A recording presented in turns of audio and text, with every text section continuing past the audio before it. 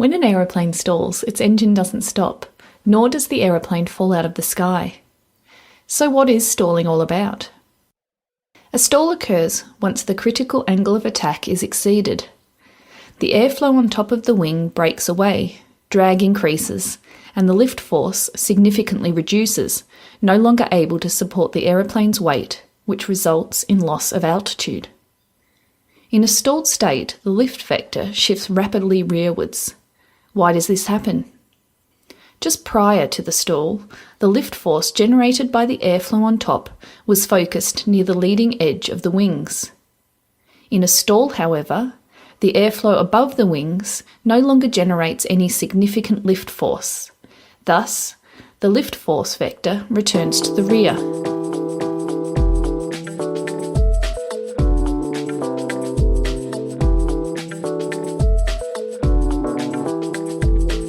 Oh, hello there. Welcome to a brand new episode of Lucky Paper Radio.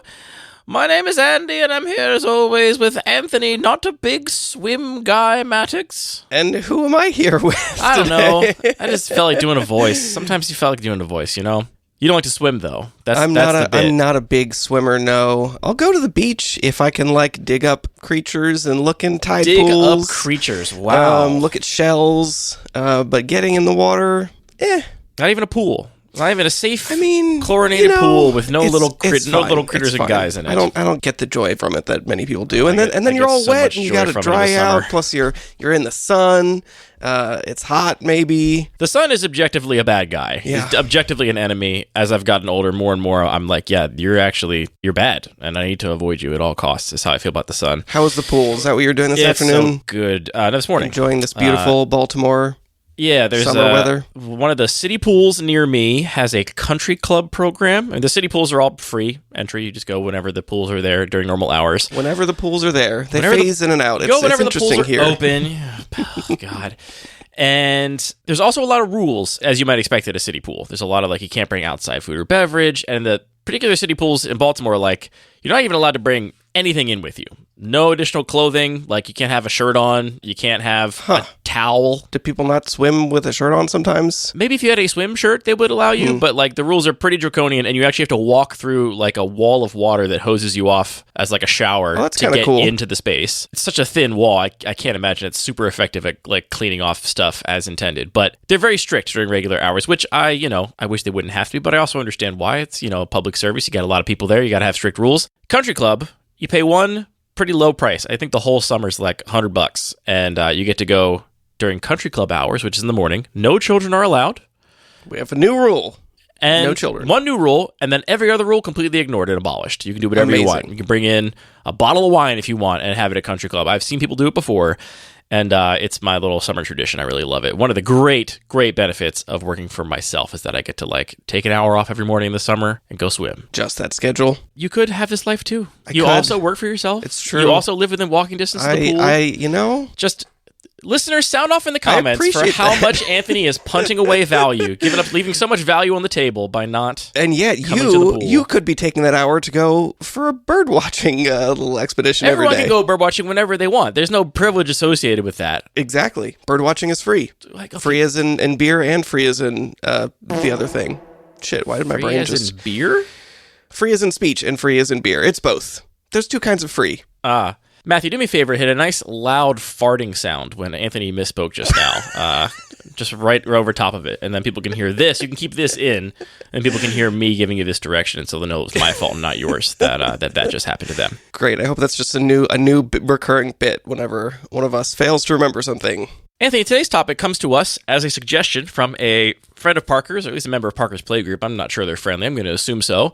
MZ, who just wants to know if we've ever talked about board stalls, and not explicitly, and I think we should. I was going to say, I think that you pretty much answered the question, so I think we can call this episode a wrap. It wasn't a question to answer. It was a suggestion of a topic of discussion. And let's start with our favorite corner, Anthony, Definitions Corner. I was thinking about this on the way over, and I think the definition is very simple. You know it when you see it. Oh, see, I actually think that my definition is much more specific, and I think it is actually crystal clear, and I would be surprised if anybody would disagree. Sure. Do you want to take a pass at a more descriptive explanation, more so than the Supreme Court profanity? It was pornography obviously, not profanity, but that's not important. I think that a board stall is just a situation where both players have a number of creatures in play and cannot attack, and players just look at each other and do nothing. And I think that's a little bit distinct from some other types of board states that the game might feel kind of like repetitive or like it's not progressing. I guess most specifically if you're talking about top decking and you're like, well, neither of us have any creatures, or there's like nothing that is advancing the board state and we're just drawing cards and trying to find a way out of it. I think a board stall is specifically like players have a lot of stuff going on, a lot of options, but can't really make progress with them. I almost like your definition, but I am going to get pedantic about it and say that I think a board stall is any board state where players have some number of creatures in play and both players decide not to attack with anything. Sure.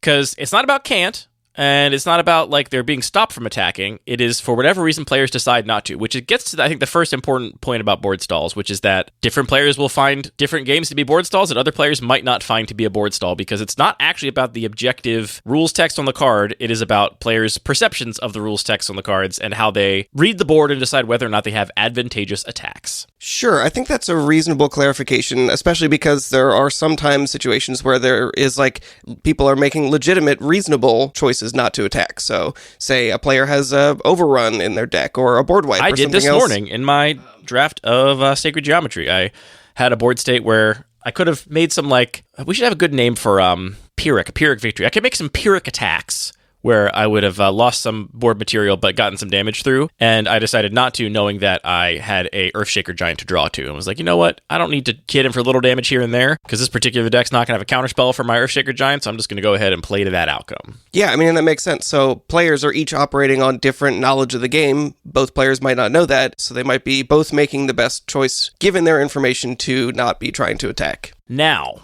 do you like board stalls? I think that's the first sort of place that my mind went as well, is like board stalls I think are often treated as a flaw in the game and like a bad state to get in, and I think especially for us, not just as players but as cube designers, it's something that I think a lot of designers will choose to see as a flaw and think about it something that they want to minimize.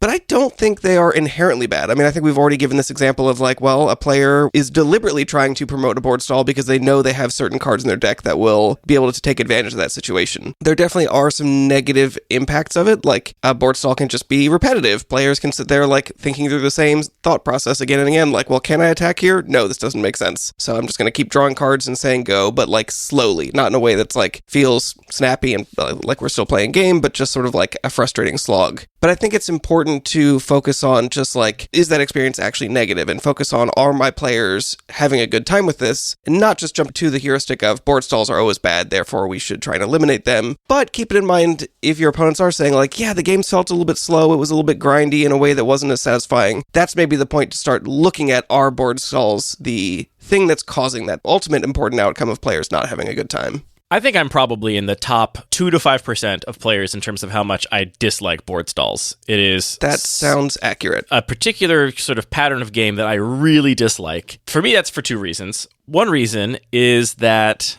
I find when a stalled board continues to stay stalled, it gets bigger and bigger and bigger. There's more game objects in play. Love it. Get those game objects out there. I find that we go from a stall, which might just be we're at kind of a standoff, like, you know, we're at equal resources and there's no reason to attack, to the kind of stall where I find that I am just like, it is not worth my energy to process all of the like possible onboard implications of an attack, because I have to like ration my thinking as a Magic player. You only get so much thinking. You have to shortcut things. That's why we have all these heuristics and shortcuts. And it gets to a point where it's like, I don't know, it's probably an attack here, maybe, but I don't want to bother trying to figure it out. And then, you know, realizing I missed one little thing. Oh, that little creature actually has Death Touch. Therefore, this, you know, would-be attack is now like negated. Those kinds of board states are really frustrating to me, because I feel like they are asking for a type of attention that I personally as a player do not find joy in giving. Like, it feels like an accounting kind of attention where it's not like strategy. It's not like, here's all the information. Now, how do you want to like use that information to make a decision towards a strategic goal? It's like, the information is there. It's very hard to actually process it all. It's like, here's 25 different blockers, 25 different attackers, and like, it's all there. There's nothing hidden. There's no like, you know, opportunity for your opponent to bluff or whatever. Just figure out what your like advantageous position is here. I don't like that very much. Now, that's completely subjective. I'm not going to argue anybody else should share that opinion. I'm also not going to argue you should cater to players with that opinion, because again, I think I'm in the tippy top of really disliking those kinds of board states, and all of my cube designs kind of reflect that particular tendency. But I think it's worth talking about sort of the natural tendency of Magic to, I think, kind of lead to board stalls. I think a lot of, especially contemporary Magic card design, is very likely to, absent your awareness that this is a cube designer, absent your sort of intervention, like I think the natural texture of a lot of cards does lead to a board stall, which I see for a couple of reasons. One is a fundamental thing about Magic, which is that blocking is better than attacking. You are advantaged as a blocker. You get to make, pair creatures up in combat in ways that are beneficial to you. You get last priority so that you always get the chance to be the last one to do something. It is strategically good in Magic to be blocking rather than attacking. That's interesting that you were saying that you think that this is becoming increasingly, like board stalls are more likely given changes in card design, because I almost feel like the opposite is true, because that's the first thing I think of as well, is that Magic very much inherently, just like the rules engine, if we ignore any specific cards, does favor the blocker. The fact that you can double block just means if I have a bunch of 4/4s and you have 3/3s, you can double block my 4/4s, and I'm trading down my resources for a lesser resource. So that's like very natural that if we just have a bunch of creatures, yes, there is the potential for board stalls because of that fact. I think that more modern card design, there's like so many other like different types of evasion, things that motivate attacking, and just like other stuff happening in the game, like potentially ways to get damage outside of combat, that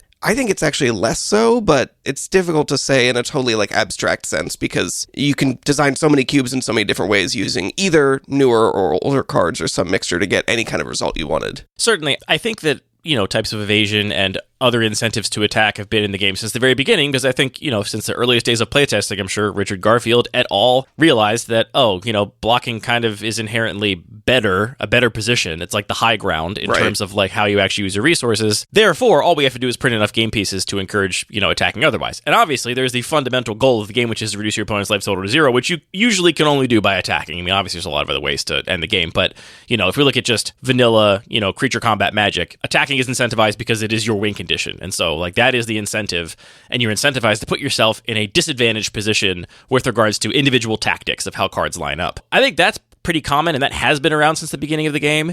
I think what has changed somewhat objectively with the changes of card development over the years is increased complexity and increased tokens and increased just game bloat. Like cards just do more now, and I think doing more is more likely to make more game pieces that you can chump block with, make a bigger board so that you can't have the same number of game pieces in play, but more quickly get to that point where really neither player can really process how all these abilities relate to each other and like who's actually advantaged in this position, because there's so many things these cards can do. So like, who knows what happens now? Maybe it's also, and I'll take my little chance here. I hate to slander Commander players, but I'll take a chance here to say that I think Commander as a format strongly disincentivizes being the aggressor and attacking. And so I think maybe it's also that the average player, because almost every player in Magic now has played Commander or was introduced to the game through Commander, maybe it's more that the average player these days is just not going to be attacking by default, but needs a good reason to be given to attack. And so you just put these players in front of new cards and cubes, and you get a lot of, natural tendencies towards just build my stuff up and do my own thing and, hope it goes bigger than my opponent. Sure. And if I could say some more things to say that board stalls are not necessarily inherently bad, I think that like having some texture to the game where there's some variety, where yes, there are moments where players are at the race, or one player is like significantly ahead and like putting pressure on their opponent. Like that's a fun, exciting moment in the game. It is also fun to have those moments of like, okay, things are kind of slowing down here, and we can focus on just like accumulating resource and setting up an engine. So I think that that kind of gameplay also has its merits, and having the variety is to me really compelling. I think your point about card complexity and the way it interacts with board stalls is interesting too, though, because I actually kind of do sometimes, I don't know, maybe it depends on my mood, but sometimes do enjoy the like math of figuring out a board stall. I feel like you do shift from like, I understand everything that's in play to now I'm relying on a set of heuristics. And I wish I had a better handle on what these heuristics are, but it does feel very natural to just sort of say like, okay, you're at 12, I'm at 8, I have a bunch of creatures. If I have more creatures than you, one heuristic is just count up like all my biggest creatures. If you line up a blocker, do I have lethal damage? And like keeping track of like how is that balance and who is actually threatening lethal at any point is kind of an interesting sort of heuristic to be tracking and math problem to be figuring it out. Another heuristic being, okay, if I just attack all here, how many good blocks do you have? Or I'm actually just totally chump attacking. And then if you like cancel out those and say, okay, well, maybe I can actually force you to only trade here. And that's maybe a different sort of situation. So when you're really just talking about creatures with power and toughness, that can get kind of interesting. But when you throw in like, you're saying like, oh, well, this thing has death touch, so now I have to take that into consideration. This has an attack trigger, and this has a block trigger. And this is an activated ability that you can activate after blocks. And this is a thing that can, potentially pump if you have another thing to discard card in your hand or something. Like, and just to be clear, I love all those decisions too. This is not an argument against the like joy of the like race and like figuring out who's ahead in combat and like, you know, figuring out how to attack. I think that's one of the great joys in Magic. To me, there's a huge difference between I've got 2 creatures, you've got 3 creatures. Can I figure out a way to get an attack in here? Like one of them has menace and, you know, one of them you don't have a good block on. Is it worth attacking to potentially sacrifice this? That is so much more interesting than you've got 9 creatures, I've got 9 creatures. We're both at, you know, mid-teens life totals. What happens now? Like there, it gets much less interesting to me to be like, you know, how do I actually make any sense of this? And sometimes I feel motivated to do it. And sometimes, you know, there's a little clue where it's like, okay, well, I'm hugely incentivized to hit with this creature. So I'm going to like start with that assumption and then evaluate all the potential outcomes, assuming I'm choosing to attack here. But then it just becomes this like, you know, it's combinatorics. It's like as soon as you like want to think about all the potential options of like how you could attack and block with 9 creatures on each side of the battlefield, there's probably some hundreds of thousands of numbers of ways that could possibly break out. And yes, you can use heuristics to quickly say, well, you're not going to block, you know, my 3/3 with your 2/2 with great abilities. So any of those, you know, hundreds of thousands of blocking permutations where you put your Dark Confidant in front of my Hill Giant or whatever are probably not happening, but doing all of that sort of accounting is just where it gets lost on me. So I like the same things. I don't think that, to me, it doesn't sound like a defense of board stalls. It sounds like a defense of having situations where the game is close and attacks are not obvious. Sure. But I guess like the paralysis of just feeling like I don't know what to do now is what I'm trying to avoid for my own taste in what I like and dislike about board stalls. Do you think there are differences in types of players that maybe more like you really just enjoy having sort of full control and full understanding of everything that's happening in play? Is there also an archetype of player that really enjoys operating in like this excess of possibility, that literally cannot think of all the possibilities, so instead you're relying on like who has better heuristics and better ways to shortcut out these are the things that actually don't matter? Because I think that kind of like operating in the face of overwhelm is something that many players might actually enjoy. I don't know if that's how I would describe their enjoyment of it, but there's definitely a ton of players that basically the more complicated the game and board state is, the happier they are. And I think it's because that type of accounting complexity is something that maybe they're a little better at processing, and so it feels like this is a way for them to express what they're good at, right? Like I am going to like figure out this complicated board state and figure out my attacks and like figure out your ideal blocks.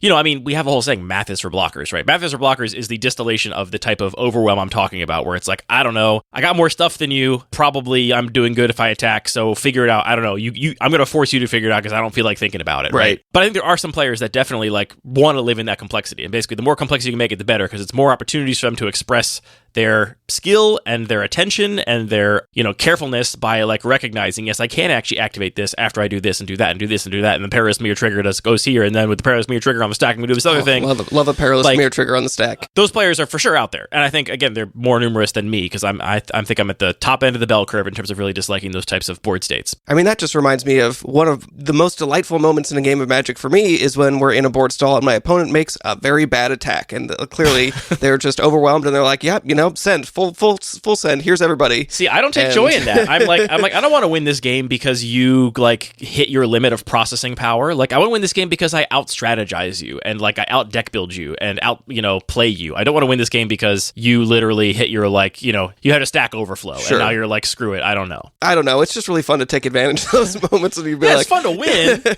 Similarly, I think that one of the sort of like what do you want to call it? Like the narrative of a game that I like the most is when there's some back and forth and like one player is not in the lead the whole time, but instead like somebody is in the lead and then somebody else manages to crawl back and counter, and there's sort of like shifts in who feels like they have the advantage. I wonder if that kind of necessitates or implies that at certain points the games are also going to be in balance, and that might just be a symptom of like, if we're going to have this kind of gameplay that has that back and forth, there's also going to be these in-between states. Do you think that is true? Yeah. Games can be in balance in a lot of ways. They can be in balance in the sense that you're in a stall. Both players have agreed they are not the beatdown. And here's an interesting question. Is someone always wrong? Should someone always be attacking basically in any game of Magic, like barring like really weird outside, you know, external circumstances? Sure.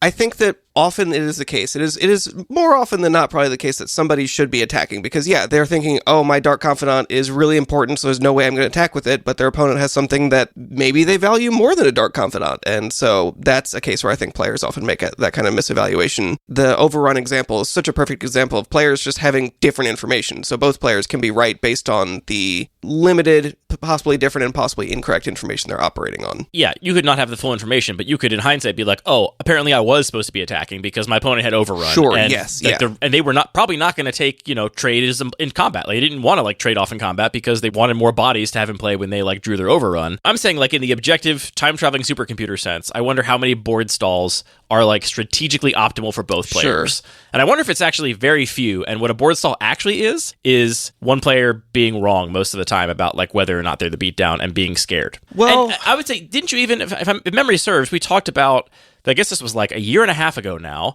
when one of your, like, positive moments from the year was that you were, quote, good at Magic now, and we're past that now. I'm bad at Magic and again. then you got bad at Magic again. But I think you were saying that, like, what really changed for you, one of the big things that changed was just that you were attacking more. You were like, I just am no longer afraid, and I'm, like, deciding that I should be the beatdown way more often. And I wonder how many people would benefit from that same level up. And, like, if a board stall is just one of the players misevaluating that actually I should be attacking here. I think that's very likely true pretty often, with some caveats. And I think a big part of that is, like, I was shifting from this mentality of, should I attack here? Do I want to make this trade? And then realizing, oh, like, half the time I attack, my opponent's just not going to make the trade anyway. So, like, I was asking myself the wrong question, or, like, misevaluating what attacking actually meant in terms of, like, my board state. You were imagining the worst possible outcome in every attack. Right. And your opponents actually had different information that led them to be like, actually, you can have the medium outcome. And when you got more medium outcomes when you were attacking, you were like, wait a minute, attacking is good. But it is easy to construct some board states. Like, if both players have a bunch of 2/4s, that's not a situation where either player can reasonably attack, because every double block is just losing resources. That's, like, the most extreme case. I bet there are plenty in between. But is one of those decks way better in the late game or something? Like, I don't know. But still, like, even if I, like... You could argue that, like, this game is essentially already lost by player B.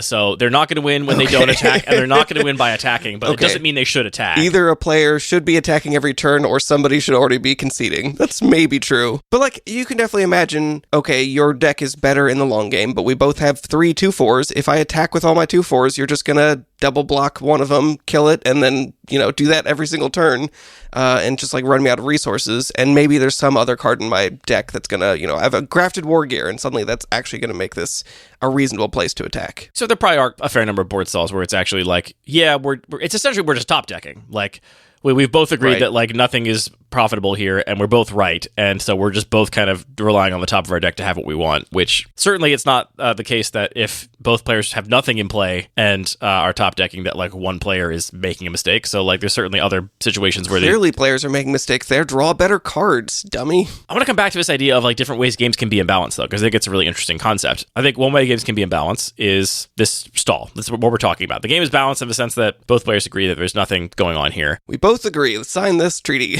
Maybe it's just even ways could be in balance. It's just maybe, like, different ways that the game can be trending, because I oftentimes feel like, especially in cubes where there's, like, really dedicated aggro and really dedicated control decks, like, the game's not out of balance when I'm playing control and my opponent's attacking me. I'm like, yep, this is the expected outcome. Like, interesting, yeah. Like, I don't feel behind. I'm going to take some damage. I'm using my life total as a resource, and I'm trying to get to the point of the game where I can, like, turn the corner and, like, generate some big, onboard card advantage with a board wipe, or, like, control my life total with some removal spells or some, like, trades with blockers. But then I know that if I can survive long enough, I will have, like, a superior late game, and there'll be some moment where I turn the corner and start attacking them back, right? I don't know if that game's ever out of balance, in a sense, is like, that's the expected thing to happen. The weird times are when I think both players agree that they want to be attacking past each other. Like, those are some of those interesting games to me, because there it seems very obvious somebody's wrong. Like, more so that in the, if there's a board stall and no one's attacking, somebody's wrong. If both players are just attacking, it's like, all right, no one's leaving any blockers back, and they're just both swinging at each other. Somebody has to be wrong about, like, who actually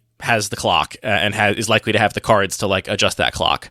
Like, you didn't plan for your opponent to have 2 burn spells that then, like, completely change the race, or, like, a removal spell that gains some life that, like, completely changed the race or something. But that's another interesting state that a game can be in that I find much more exciting than a board stall, even though it's kind of the same in some way. Like, we both agree that we should be doing the same thing to each other. We can't really both be right, but here it's at least proceeding the game to a conclusion, and I love the information I glean from that, right? Like, when someone attacks me and I'm like, well, I think I'm the beatdown, and you think you're the beatdown, what do you know that I don't know? What do I think you don't know about in my hand that is, like, informing your, like, decision to do this? I find, like, I learn so much more there. When someone doesn't attack, I only feel like I learn most of the time that they're just scared or they're overwhelmed and, like, don't want to, like, figure things out. Like, I feel like there's so much less information in a non-decision than there is in a decision to actually attack. Yeah, I mean, that is a cool part in the game when you're like, oh yeah, you're attacking. Clearly you think that you're going to win this race, so I'm going to imagine you have a burn spell in your hand now. And like, Yes. putting somebody on that and like figuring out how do you play around that is And definitely on- one of the coolest gameplay moments. And on board, somebody is going to win. Like, if you just assume no information changes, we have these creatures, like, and we're both attacking past each other, that's a deterministic clock. You can figure out who is on board going to win that game. And if it's not you and you're still attacking, what does that say about, like, what you have in hand, expect to draw, expect me to have? And I find it to be a really exciting game, personally. The games that are, like, swinging back and forth a lot between who's the aggressor and who's not tend to be, like, the mid-range mirrors, basically. The games where there's not, like, really pronounced deck speeds as part of the identity of either deck. It's like, well, we're both kind of,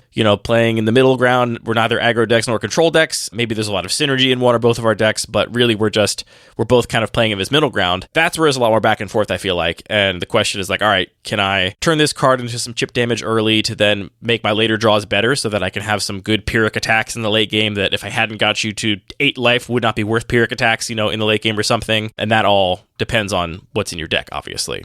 So that's what a board stall is. With some causes we talked about that I think players have no control over. Like blocking being a tactically preferable position to attacking is a thing that you cannot change about Magic. That is how Magic is. Don't get at me with weird rules modified cubes. But like for the most part, like defending is always going to be tactically better than attacking. You can't change that as a cube designer. If you're listening to this and you want to have fewer board stalls than you currently have, or it's a fear that you have for whatever reason, which could be, for your design goals, what are the knobs that players or designers can actually turn that will have some impact on whether the games lead to board stalls or not? So I had 4 that I think are kind of the go-to things. All right. First, just being creature sizing. I think if you got a cube full of 1/3s and 2/4s, that's going to play very different than a cube with a bunch of 2/1s and 3/2s and just things that have more power than toughness. I think I agree, but I want to push back a little bit because I think what really matters is that the creatures are sized in a way that incentivizes attacking. And sometimes creatures with high toughness are incentivized to attack. They're not always the best blockers. And conversely, sometimes creatures with, a high power might still be better blockers for some reason than they are attackers. Okay, give an example. Of either one of those? Yeah. I mean, like 2/4 with Death Touch and Menace is like a creature that basically has unblockable, and you can argue is very hard to block, basically. When was the last time you played a 2/4 with Death Touch and Menace? I've never put that in a cube of mine, but I don't know. I think in general, this is here's a maybe good something... example. I think 3/1s, 2-mana 3/1s, I think are often better at blocking than they are attacking. Because, okay, that's a good example. Because if you're in a cube where you have any kind of like tokens, you don't want to trade your 2-mana card that costs you a whole card for a 1/1 token. But you can very often trade a 2-mana 3/1 up with a 3 or even 4-mana creature on blocks. And so it's very common in cubes for 2-mana 3/1s to actually be better on defense than they are on attacks. It's funny to me that Change my view. I think I totally agree with you.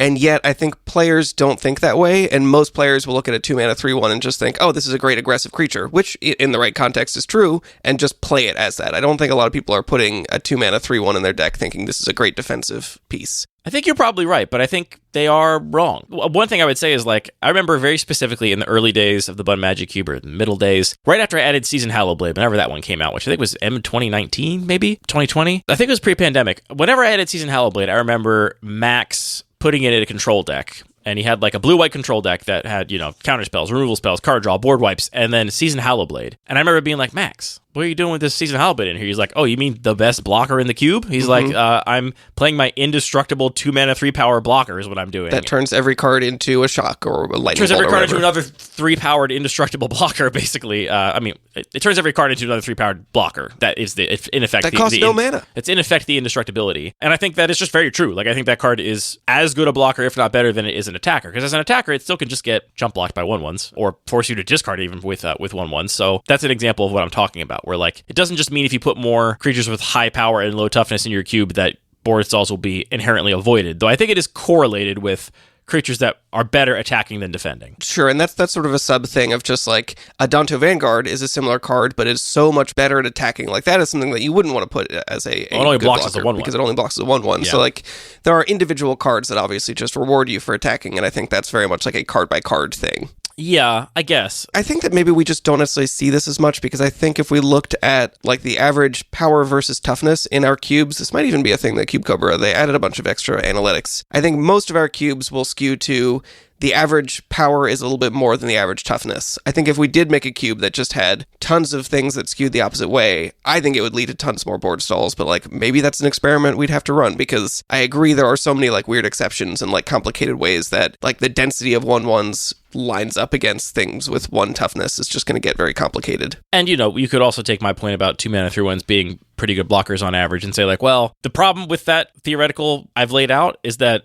if your cube is a bunch of 1/1 tokens, attacking is just bad. Right. That is the thing that is going to disincentivize attacking. It's a bunch of 1/1 token generators. And if it weren't for those, then maybe 3 mana 2/1s would actually be better attacking than, otherwise. The second thing that I think has a big impact is just types of evasion. Having a lot of things with flying and menace and even unblockable is just going to have more opportunities to get out of board stalls and more opportunities for players to, those are literally things that, when we're talking about blocking is inherently more powerful. These aggressive, evasive keywords are kind of flipping that and just giving an extra power to creatures that only matters when they're attacking. I think there's also an interesting layer to that it's not just about, oh, we both have a bunch of creatures on the ground, now you have a flyer, so you now have a clock. Like, we're literally, the game is progressing and will end after some number of turns. I think it also breaks the board stall because now the person who's being attacked by the flyer has to say, well, I got 4 turns and then I'm dead, so I have to find some way out of this. So it really incentivizes players to make riskier attacks or bluff a combat trick or find some other way out of that board stall. I certainly would agree that evasion is going to help inhibit board stalls.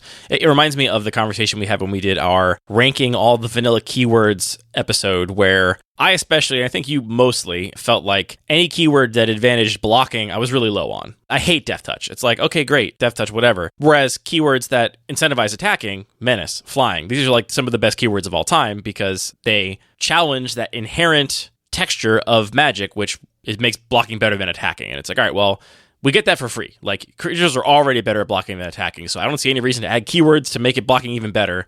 Let's just give creatures reasons to be attacking.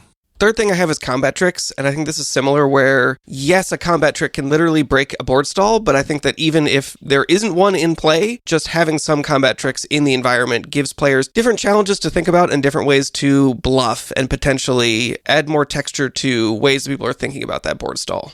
Yes. Uh-huh. I think what your point is about not just like a combat trick or two, but like a density such that they can be reasonably bluffed. Sure, but I think that the difference between like 0 and 3 in a cube is pretty significant, because at 0 you can just be like, there's no giant growth, like you're attacking your 3/3, I'm blocking with my 2/2/2s, no question. When there's a couple, maybe it's something else you have to think about. See, this is where I challenge the choice of term combat trick, because there's tons of instant speed removal that has the exact same impact on the game. Like, sure, yeah, and I guess I would lump all that into stuff that can break a board stall. So, yeah, and I think that combat tricks have very specific design implications that, Disfigure does not have. And so any instant speed way to interact with creatures' power and toughness, any kind of removal, any kind of bounce, any kind of anything, does allow for bluffing or allow for what would be a disadvantageous attack to become an advantageous attack, because you're like, well, I know you have a couple options for double blocks, but I do have my Disfigure. So if you do that, then I can kind of blow you out. Otherwise, I don't even need to use it. Okay, great. Combat tricks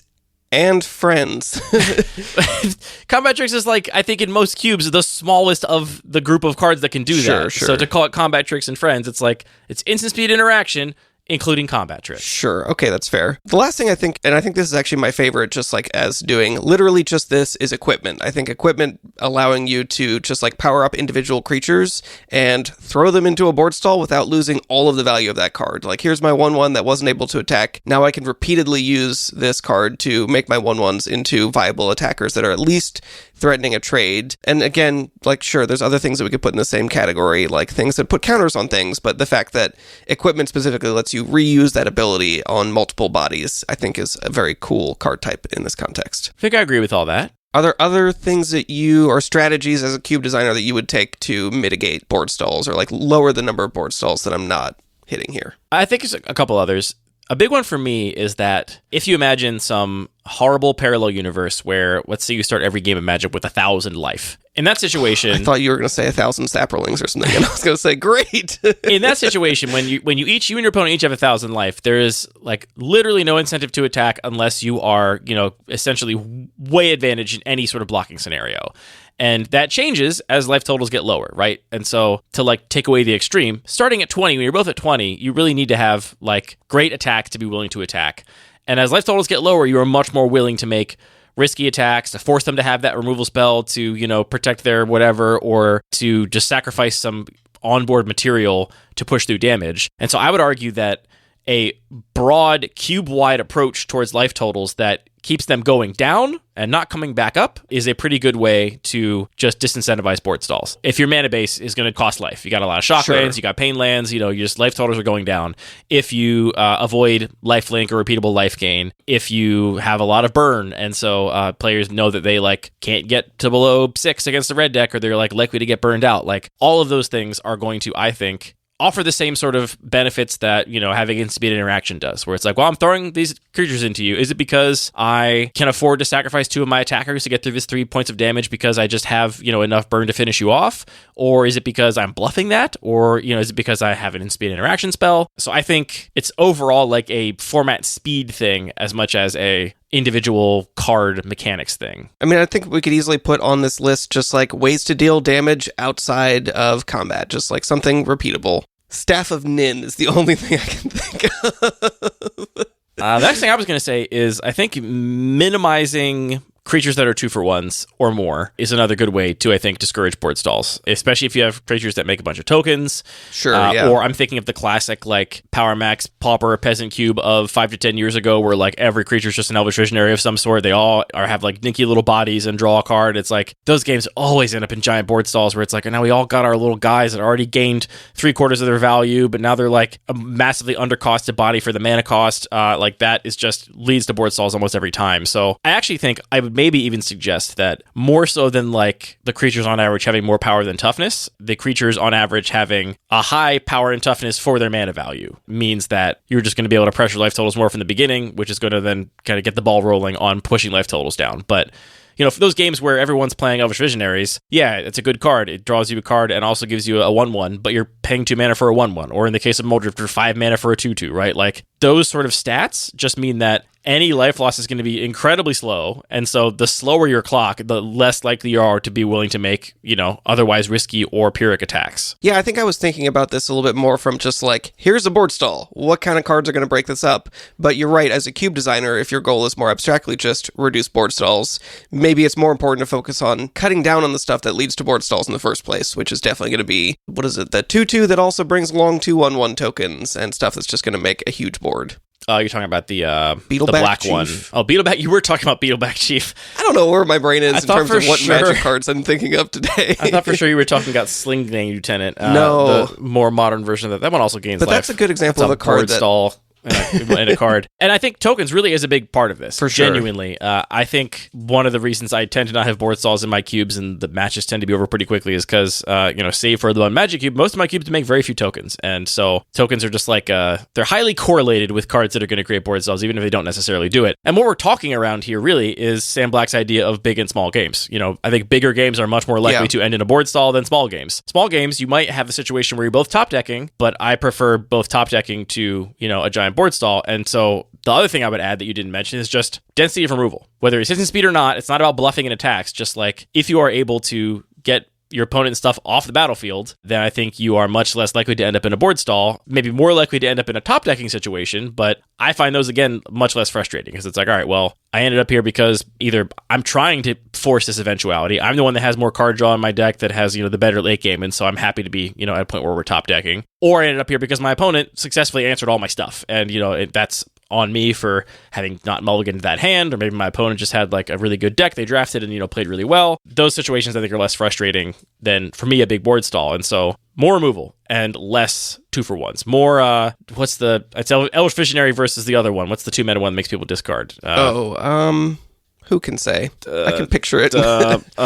Yeah, anyway. Smaller game cards, I think, is another great way to discourage board stalls. Yeah, it's there's a tension there where it's like, if the game is still sort of in balance because you can both answer each other's threats, that is in some ways kind of a similar game state as a board stall. But I think that to our earlier point that, like, saying board stalls are bad, we should always get rid of them is not necessarily the right metric. I think it's fine. Our players having a good time. And I think that when you're having that, like, smaller game, more interactive, more back and forth, you're answering each other's threats, at least for you, that's a kind of game that still feels much more dynamic and interesting, even if it is, you know, literally taking the same number of turns and maybe there's like a lack of progress in a certain metric. Well, here's the other difference, I think, which is The other thing I didn't say that is like why I dislike board stalls is because I think in board stalls, what you have is a board state that naturally invalidates ton of the cards in play and in your hand. Just tons of things don't matter anymore. It's like, okay, I'll play another 2/2. Great, who cares? This is irrelevant.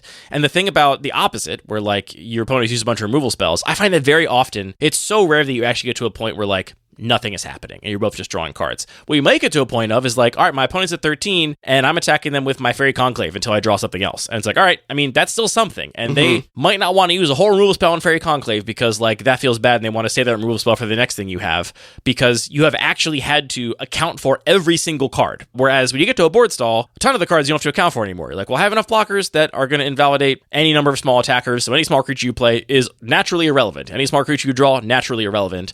Whereas when you're in a top decking mode, anything is live. You know, okay, I drew a small creature. All right, fine. Answer this one now. Or otherwise, I'm going to start taking away your life total again. To me, it's the like mass invalidation of a bunch of cards that I really dislike about board stalls or, you know, the types of games that tend to lead to board stalls. Okay, that's a really compelling point because I can totally empathize with, you know, being in a stalled out board and drawing cards and just being like, I just need to draw my overrun or my creature that has flying or something relevant, and you draw Call the Herd and you're like, I would have loved to draw this and cast it on turn 3 when it would have been an impactful card, but here it just does like literally nothing on this board state. That's definitely a frustrating experience. You know, as the player, it's often on the controlling side of the battlefield, like board stalls, if you're a control deck, I mean, you have to be not a draw-go control deck to really end up in a board stall because you never really have a board as a control deck unless you're like a tap-out control deck, basically. But I really like those decisions of like, okay, do I have to cover this Fairy Conclave? Or like, you know, I can deal with my opponent's big threats, but I'm going to leave them with this Goblin token. And how many turns can I just take 1 damage from this Goblin token before I have to like deal with it or figure out a way to like, you know, answer it in some way?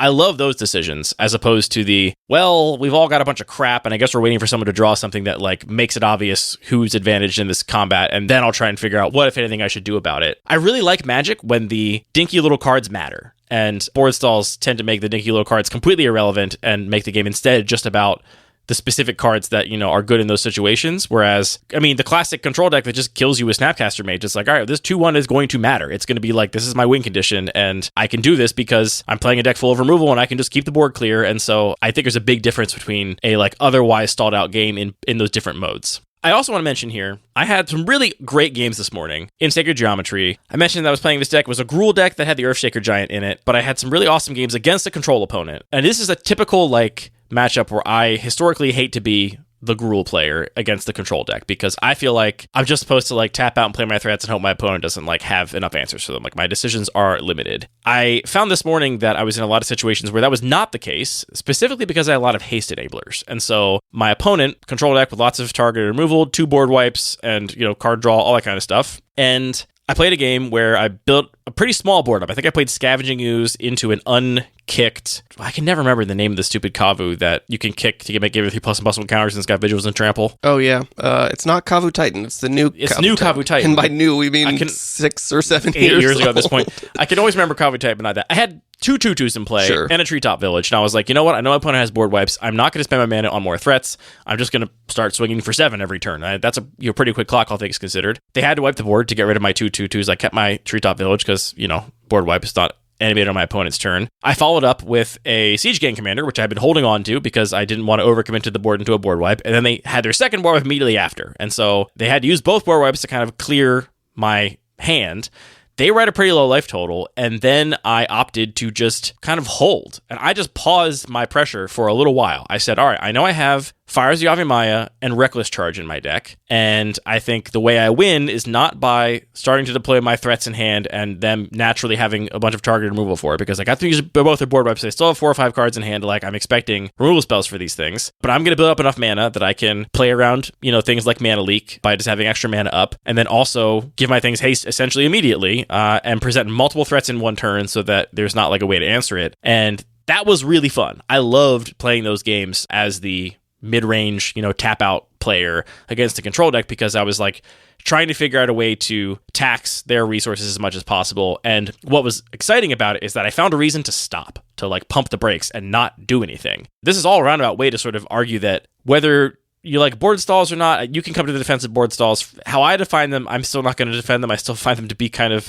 loathsome, but I have come to really like the type of games where both players agree, like, actually, I'm going to hold back a little bit. Or, you're just kind of playing this game of cat and mouse of, like, waiting for your spot. And this is a way that Zach Barish has described Hunter Ornithopters a lot. And that cube has a really pronounced way of shining a bright light on the waiting for your spot type gameplay, because most of your spells are free to cast. So when do you cast them? I think the first time we played this cube, a lot of people were like, I guess I just play my Ornithopters on turn 1, and then Meltdown got worse after people learned this lesson. Well, yeah, it does not take very long for you to realize, like, why would I bother playing this now? I have nothing to do with it now. I'll play it when I have something to do with it. And so that cube has this really intense, like, you kind of pass back and forth a bunch and no one's doing anything because you know that you can do most of your stuff for free whenever you want to do it.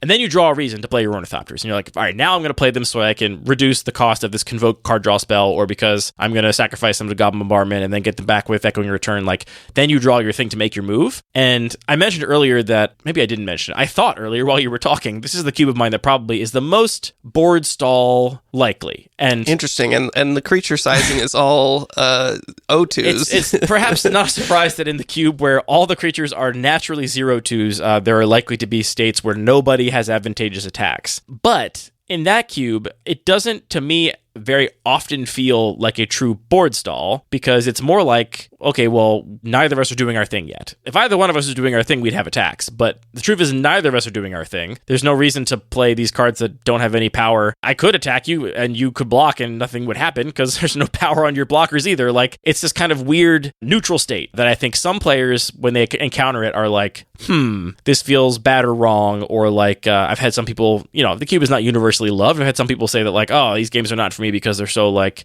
slow and they, like, are so really drawn out and you're kind of just waiting for stuff to happen. It's not been my experience with this cube, but okay.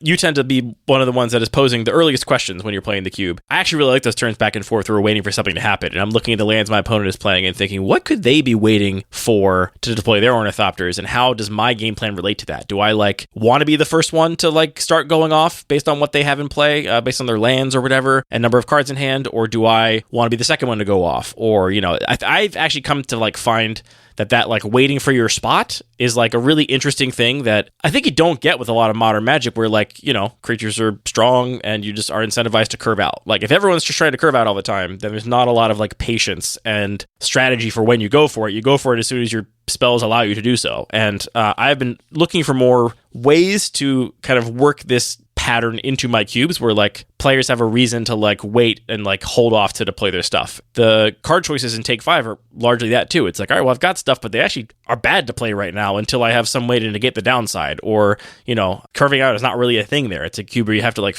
figure out a strategy and figure out how to, like, turn your game pieces into something that is useful. And that, to me, is not a board stall. It is a, like, conscious decision to, like, take the game at a slower pace, which I draw a distinction between. I mean, that makes sense to me. And I think that, or I wonder if there is a just sort of difference in the way that you feel about, like, drawing a card and it not functioning in a board stall. Like, here's my medium-sized creature that just doesn't impact the board here, so feels like a really bad thing to draw this card. Whereas in 100 Ornithopters, oh, sure, you drew another Ornithopter that's not exactly what you need, but your plan needs those Ornithopters. Like, whatever your plan is, that is the fuel for it. So you're still thinking, okay, I've drawn another Ornithopter, I'll keep that in hand, that'll be useful when I draw my Aura Shards, or that'll be useful when I draw my engine will be Glimpse better. of Nature. Like, it's still something that is potentially going to be relevant in executing your plan whenever it does happen, and that's an interesting aspect of that cube that I hadn't considered before. Full credit to Zach Barish for, like, describing this cube this way to me. His description was like, he's like, this is what old Magic used to be. He's like, old Magic used to be a lot of, like, waiting for your spot. And he's like, I don't find that in modern Magic or most cubes, and I feel it a lot here. So I think it's really his articulation of it that allowed me to, like, understand that. But yeah, I think that that's a really interesting aspect of that cube, and it's a pattern that I'm willing to welcome. Again, the difference between drawing a 2-mana 2/2 when you both have 4 creatures in play and a 2-mana 2/2 is nowhere near the biggest one. Like, that just feels like, well, what's the point of this? Compared to drawing a 2-mana 2/2 when you both have nothing. And you're like, well, okay, is one of my opponent's cards in hand a removal spell? Do they want to spend it on this 2/2? Like, there's so much texture to that compared to, well, I guess I just play this and hope that I draw my overrun or whatever. I mean, even that is more excitement than you usually have from those decisions. Usually it's like, well, I guess I just play this because if I draw 3 more 2/2s back to back, on the next subsequent turns and my opponent draws nothing and plays nothing, then, after I play my third 2/2, then I'll actually have advantageous attacks because I'll have so many more numbers, but it's so unlikely because they're going to play more threats too. That's the kind of situation I find myself in often. There's one other logical way out of a board stall. Do you ever enjoy... There are two other logical ways out of a board stall. Do you ever enjoy the moment in a game where you're at a board stall and you're like, how many cards are in your library? I'm going to count mine real quick. I really like that looms over the game. I don't think it's often very fun when the game actually ends that way, but the threat of the game ending that way very often forces another ending to the game in a way that I find really satisfying. Yeah, I think well, maybe I'm just going to deck you out. Again, I like it less when it comes from a giant board stall than well, we both have a lot of answers in our deck, and maybe I can just keep you off of enough of a clock that you'll just die from drawing before you're able to kill me because I have enough removal spells. That to me is more exciting than maybe I can continue to overwhelm and confuse you with your game objects and force you to not make decisions. I like that. I think it's fun that that is a looming threat in the background of every Magic game. Okay, you heard it here first. Andy loves Mill. That's his loud position. I don't dislike Mill. I think it's a full-on win condition in control decks of the Neoclassical Cube in true Neoclassical spirit of what control decks used to be and how they function. It is consciously a win condition in 100 Ornithopters if you can pull it off, though I think it is increasingly very, very difficult, and you should be rewarded handsomely if you're able to pull it off because it requires really jumping through a lot of hoops. I'm not ashamed of saying that. I think Mill is very cool. I do also really enjoy those moments where it's we're in a board stall. My first reaction is I'm going to dig for an answer. If I have any kind of card draw, ways to, scry and surveil and dig through my deck, I want to do it. I guess specifically surveil in this case. But then realizing, oh wait, we both have very small libraries. Do I actually want to be casting these card draw spells, or do I want to just dig my heels in and, force that eventual outcome? You can tell when people change their mind too, and they're like, actually, I'm no longer going to attack you anymore. I may draw a card. I choose not to. One other thing I find interesting about board stalls, and a moment I like related to board stalls, is when something small changes. When we're in a board stall for a few turns, and I'll be honest, usually when we're in a board stall, I feel like my opponent is misplaying. You're confident that somebody is always wrong in a board stall, and it's always your opponent. I think we've clearly decided that the answer is not always, but I think I'm a pretty aggressive player, and the game situations that are board stalls, I feel phew, I'm glad my opponent's not attacking me, right? I think they have better attacks than they do or whatever reason, and I'm relieved that they're not attacking me. That's my feeling most of the time when I'm in a board stall, because I will try to push every advantage I can to not end up there if I can possibly avoid it. But when you're in that board stall for a few turns, and then your opponent draws a card, maybe their face changes a little bit, and they send just a little creature. And you're okay, just a little creature, just a little scout. See how this feels. Ninjutsu? Is this a combat trick? Is this a raid trigger? Is this all those things I think are kind of interesting, and more that moment is kind of interesting more so than when I'm attacking with everything because I have my Earthshaker Giant or whatever. Actually drawing the overrun is not a particularly exciting end to a game compared to, now I've got a reason to throw a little something away, right? Yeah, so true. I mean, I love raid, morbid, ninjutsu, anything that promotes you making those weird decisions that just seem a little bit off kilter, but also is a real opportunity for your opponent to read which one of those things you have and do the smart thing and be yeah, I'm just going to block because it's probably ninjutsu. That is another fun thing, a fun thing to add to mitigate some of the board stall experience. Here's a question for you. This is the board state. I have no threats in hand, maybe a land or something. I'm basically hellbent. I have a Dismissive Pyromancer and a Seer Slicer Goblin, and my opponent is at 4 and has a zombie token. What are your attacks? Do you use the Dismissive Pyromancer to kill the zombie and attack with the Seer Slicer Goblin? I'm actually not sure. I can't. I'm not in Magic space. There's the whole context of a game that I don't have. I don't think I even considered that option, which is such an interesting point of even with 3 creatures in play, it's it's not simple. I guess no, that's a mistake, because if you're going to do that, you might as well just attack with a Dismissive Pyromancer. Well, no, then you give them the chance to not trade. That's the PvDDR thing of you're always supposed to... I'm just stepping on a rake here. You're always supposed to kill the... I feel like I'm getting so much worse at card name recall, which actually I'm going to take as a big win. I'm going to say that's not a sign of me aging. It's a sign of me having more on my mind that is not magic. Selfless Spirit. Paul Victor Domodos's thing of no, you always kill the Selfless Spirit, because what if they don't sacrifice it? And then you're oh, shit.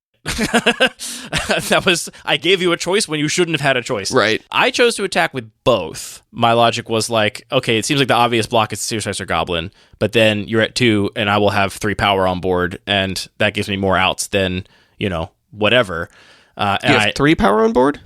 I would have the Dismissive Pyromancer and the Goblin token. I wouldn't have the Goblin token. You wouldn't have the Goblin token. Yeah, that makes sense. Because if you attack with just the Pyromancer, then they either stay at 4, and then you have a board of 3 power with them at 4, or they go to... No, but then you have 3 power at them. It's really complicated. What I did is I attacked with both, and then they had a joust through for my Seer Slicer Goblin and gained a life, and then blocked, and I was in a bad way. Yeah, that sounds smart. Sound off in the comments. How do you attack on that board? Do you attack at all? Do you just say, I guess this is a board stall? Is that a board stall? Sound off in the comments. Only if players choose not to attack. I feel like we're kind of stalling out here. Oh, is that in your notes? Is that in your notes to say that joke at minute 59 or whatever? Maybe. Writing down jokes ahead of time is like somehow so bleak to me. It's not. You can look at my notes. It's not there. I'm sure it's not. And obviously, like, writing down jokes ahead of time is a whole form of comedy, and stand-up comedy is fine. But the idea of, like, pre-preparing what is going to seem like an off-the-cuff joke for a conversational podcast is, like, one of the saddest things my brain can comprehend. Ooh, then I'll say this, and then everyone will think I'm so clever and witty. I think, in summary, you should be aware, as a cube designer, that Magic naturally disincentivizes attacking by giving the defending player lots of advantages in combat. If you're not aware of that, be aware of that. I think you should also consider that attacking is a complex decision that your players make that is based on current life totals, cards in hand, projected cards in deck they might draw, and their ability and willingness, not just ability, but willingness to comprehend onboard complexity. I would strongly advocate for games being much more interesting and fun when the game is not progressing forward because no player has anything, as opposed to not progressing forward because both players have a lot of stuff. For the reason that when both players have a lot of stuff, there's a natural invalidation of lots of cards in both players' decks, which means they have lots of dead draws, and the number of decisions is actually kind of fewer, despite the fact that there's so many options on board and like so many theoretical things you could do. Whereas when you have very few things in play in a very small game, every little tiny card matters. Every little creature, every creature token, every creature land, every little removal spell all really matters towards the potential outcome. And I think that is something that you should value. I also think on average, if your curve is higher, your creatures have, a low amount of power and toughness for their mana cost because they have a bunch of other abilities or enter the battlefield effects or, upsides, you're very likely to end up in a situation where players are just going to try and build their boards up and feel disincentivized to attack. And if that's what you like, because you have a very synergistic cube, you want everyone to be doing weird combo stuff and you kind of like that idea, then I would just think about the game differently and consider that, like, you probably need a lot of ways to interact outside of combat for those games to still feel dynamic and interactive. Because if it's just a game where we're both going to play creatures and attack each other, then combat carries a lot of the inherent interaction, and the game will naturally have a lot of decisions between players. If you're not designing a cube where combat is encouraged, then I think you probably need more hand interaction, more stack interaction, more like disenchants and stuff like that to interact with the game pieces that do matter, that are not going to get into combat when they matter, in like a very combo-centric or synergy kind of cube. I think that's a great summary, and yet it still is just satisfying to keep tapping your squirrel nest, even when you don't think another squirrel matters, because every squirrel matters. Yeah, I guess. All squirrels are beautiful. I do think it's nice to have a couple of like big board stall breakers in the cube. Like Earthshaker Giant is just a much cleaner version of Crater of Behemoth, but I like having Overruns or Crater of Behemoth or Earthshaker Giants, or Trumpet Blast. Yeah, or like, I think like a Loxodon Warhammer is fantastic at breaking board stalls, right? Equipment, and I don't like life gain, but as far as equipment goes, like a big power buff plus lifelink plus trample is like, I will throw away. It's hard to imagine a board stall. Oh, board trample's big there. It's really hard to imagine a board state where I have a hammer, I have the mana to equip it, and I don't want to attack. Like, that's almost impossible to consider. So yeah, including like a small handful of cards that players, should they find themselves in a board stall, because even in my cubes where I like am kind of allergic to them, it happens. It's part of the game, right? Sometimes both players are going to stumble a little bit. They're both going to get a little flooded. Neither one's going to have the ability to like really put their foot in the gas, and you end up in kind of a stall. It's somewhat inevitable. And making sure that both players have like, ooh, any one of these 3 cards is like an incredible draw for me. Like, give them those incredible draws, put them in your cube so that they have those outs and are not just like, well, I hope that my opponent literally bricks on action for 5 or 6 turns for me to like come back from this. No disagreement from me. I want to shout out the event page on our website. There have been a lot of new CUBE events being added to it, and more going up before this episode comes out. So if you want to attend a local CUBE event, check out the community page on the Lucky Paper website, where we have a worldwide index of all CUBE events that are going on. And if you're hosting your own, make sure you send us the details so we can put it on that list. We are, in fact, on track, Anthony, to have even more Cube events in 2026 and 2025. For a little while there, we had kind of a lull at the beginning of the year where, like, nobody was announcing their dates, and it was like, are we, like, do we hit the peak? Are we, like... I think everybody was just, like, regrouping in the early spring. And we also got to the point where there's enough events now, people are, like, trying to jockey for position and, like, you know, spread them all out equally, which is a lot of, like, meta work. But check out those event pages. Highly recommend going to a local Cube event. And this will come out, I think, right before CubeCon DMV. So if you're in the... Delaware, Maryland, Virginia area, DC, Maryland, Virginia. For the longest time in my life, I thought DMV stood for Delaware, Maryland, Virginia, but it doesn't. It stands for DC, Maryland, Virginia. Delaware, as deserved, does not get recognized. If you're in the mid-Atlantic region, come check us out at CubeCon DMV and say hi. On that bombshell, that's the end of this episode of Lucky Paper Radio. Thank you all so much for tuning in. The music for this show is produced by DJ James Nasty. The show is edited by Matthew, and you can support everything we do at Lucky Paper Radio and Lucky Paper more broadly by supporting us on Patreon, where you also get access to an entire whole new podcast feed where Anthony and I talk about anything we want as long as it has nothing to do with magic. Recently been on a reality TV kick, which, if you know our personalities from this show, you might be very surprised that we have anything to say about reality TV, but we actually do. Over an hour. I have a whole other topic planned about a whole other reality TV show I completely forgot about. Wow. That I might make you watch an episode or two of, because I don't think you've seen before. But okay. Anyway, you can check us out talking about music, reality TV, art, Soy wristwatches, sauce. pickles, soy sauce, birds, and all kinds of stuff that has nothing to do with magic. We don't have like a feed of the show to put for the Patreons of this show because it's already ad-free. We will never take ads on this show, so you already get the full ad-free product, but if you want to keep that happening, check us out over on Patreon. All the Magic Cards are produced by Wizards of the Coast, and this podcast is produced by Thinking Really Hard About Magic Cards and Speaking to Microphones About It. Anthony, thank you very, very much for the gift of friendship, for the gift of Cube. Thank you for talking about board stalls and letting me think about squirrels a bunch. I let you think about squirrels a bunch? Sure. Yeah, I mean, the context of board stalls. Okay, great. And thank you to MKKP? MZ? MZ. Thank you to MZ for the topic suggestion. Every once in a while, someone suggests a topic, and I say, actually, in 310 episodes, we have not really done that one yet. It still can happen.